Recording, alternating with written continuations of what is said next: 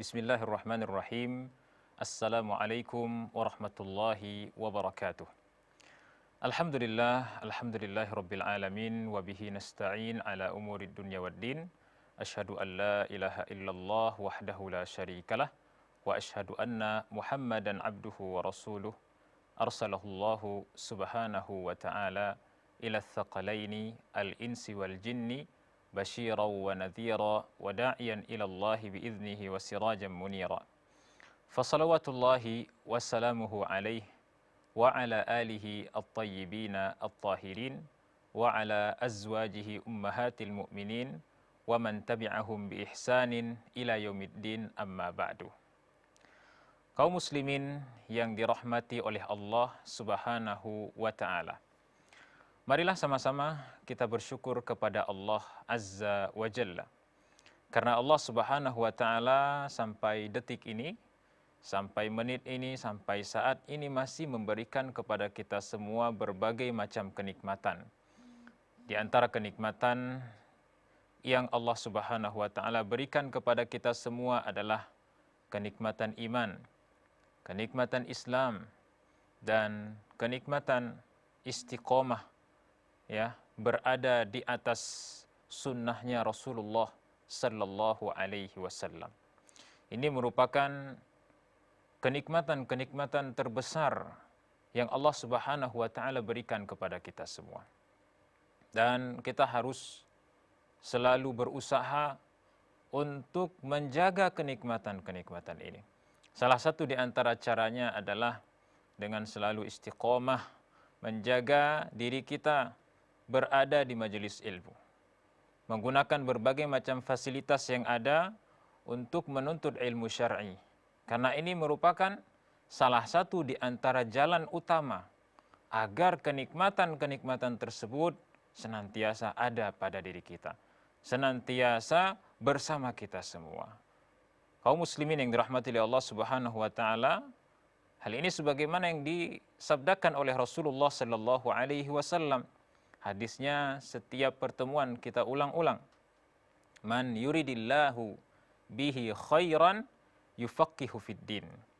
Barang siapa yang diinginkan kebaikan oleh Allah Subhanahu wa ta'ala, yang dikehendaki kebaikan oleh Allah Subhanahu wa ta'ala, yang kebaikan di sini bersifat umum, semua kebaikan di dunia dan semua kebaikan di akhirat, maka kita, ya, akan mendapatkannya dengan apa?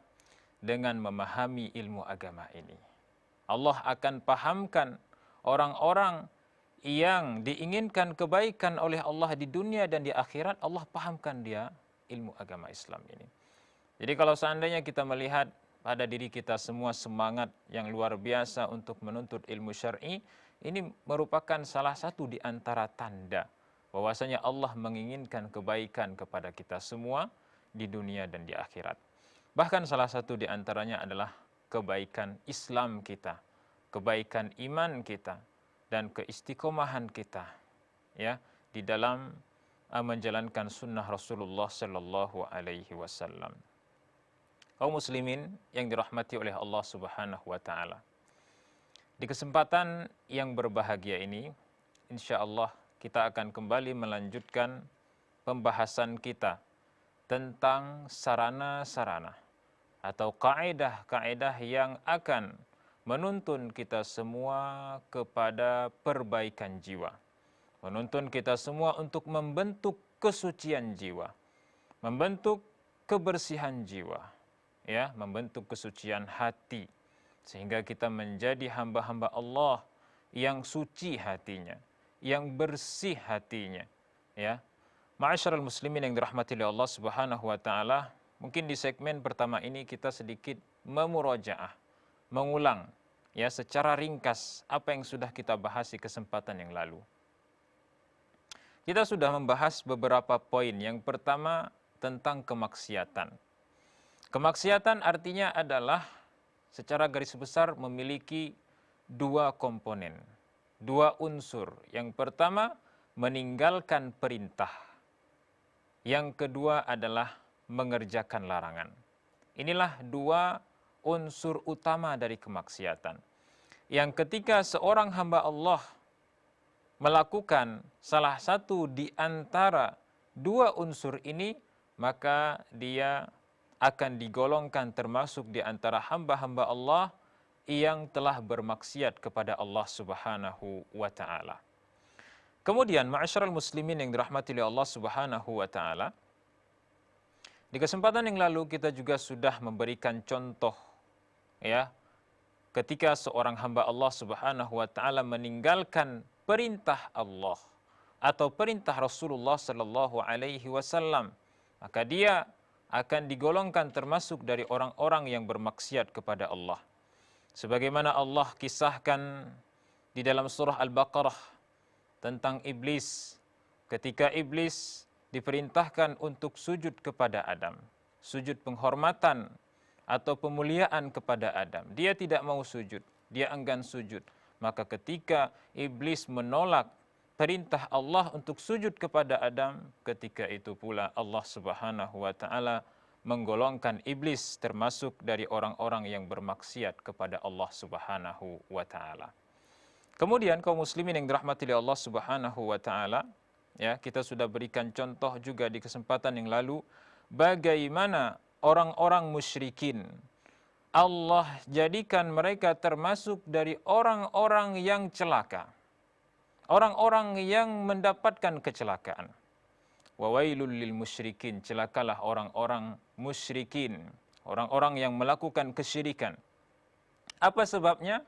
Alladzina la yu'tunaz zakah, karena mereka tidak menunaikan az-zakah. Para ulama tafsir menafsirkan az-zakah di sini adalah at-tauhid. Jadi mereka meninggalkan perintah Allah berupa tauhid. Sudah kita jelaskan di kesempatan yang lalu bahwasanya at-tauhid, ya, merupakan perintah Allah pertama kali untuk seluruh manusia. Bahkan tauhid itu merupakan perintah terbesar yang Allah perintahkan kepada seluruh manusia, agar mereka senantiasa menjadikan Allah satu-satunya sesembahan dan membatilkan semua sesembahan selain Allah Subhanahu wa taala. Ma'asyiral muslimin yang dirahmati oleh Allah Subhanahu wa taala, inilah dua contoh yang membuktikan atau sebagai pembuktian bahwasanya ketika seseorang meninggalkan perintah Allah Subhanahu wa taala, maka dia akan digolongkan termasuk dari orang-orang yang bermaksiat kepada Allah Subhanahu wa taala. Adapun contoh yang berkaitan tentang orang-orang yang ketika dia melakukan larangan dia akan tergolong dari orang-orang yang bermaksiat kepada Allah, mungkin banyak contohnya, ya, dan pastinya kita semua sudah mengetahui. Namun kenapa kita memberikan pembuktian tentang orang-orang yang ketika meninggalkan perintah Allah dia akan termasuk dari orang-orang yang bermaksiat kepada Allah? Sebenarnya kita ingin meluruskan pemahaman masyarakat, ya, karena sebagian masyarakat menganggap bahwasanya yang dimaksud maksiat itu adalah hanya mengerjakan larangan saja. Ternyata kemaksiatan itu bukan hanya sekedar mengerjakan larangan, akan tetapi meninggalkan perintah juga termasuk dari kemaksiatan kepada Allah Subhanahu wa taala. Dan berbagai macam contoh-contoh yang lainnya yang sangat banyak.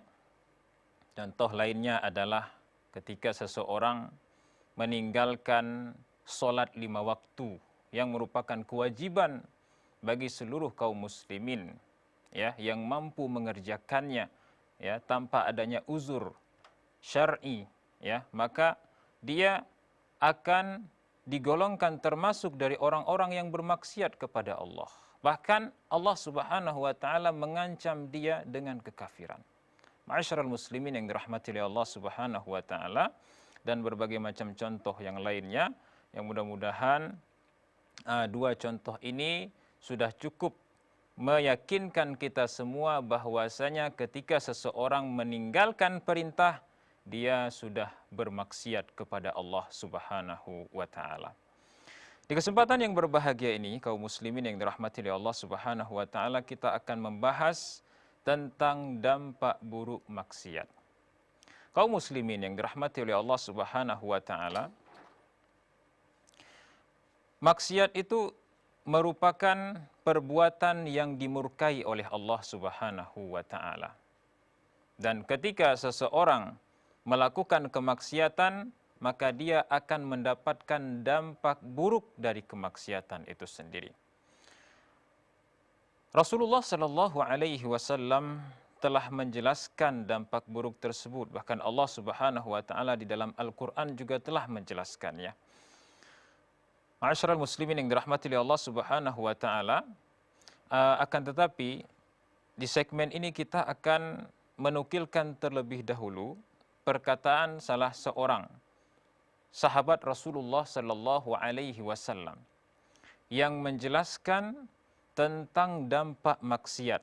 Ketika seseorang bermaksiat kepada Allah, maka apa yang akan dia dapatkan?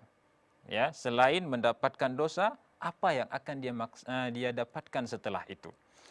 Berkata Shaddad ibn Aus radhiyallahu anhu, ya, Shaddad ibn Aus ini termasuk dari sahabat Rasulullah sallallahu alaihi wasallam. Jadi diceritakan bahwasanya beliau ini senantiasa mengulang-ulang. Kana Shaddad bin Aus radhiyallahu anhu yaqul. Shaddad bin Aus senantiasa mengulang-ulang perkataan yang akan kita dengarkan berikut ini. Idza ra'aita ar-rajula ya'malu bi ta'atillah fa'lam anna laha 'indahu akhawat. Kalau seandainya atau jika kamu melihat seseorang mengerjakan ketaatan kepada Allah Subhanahu wa taala, ya, ketaatan sudah ma'ruf, sudah kita ketahui seperti mengerjakan solat, bersedekah dan berbagai macam kebaikan.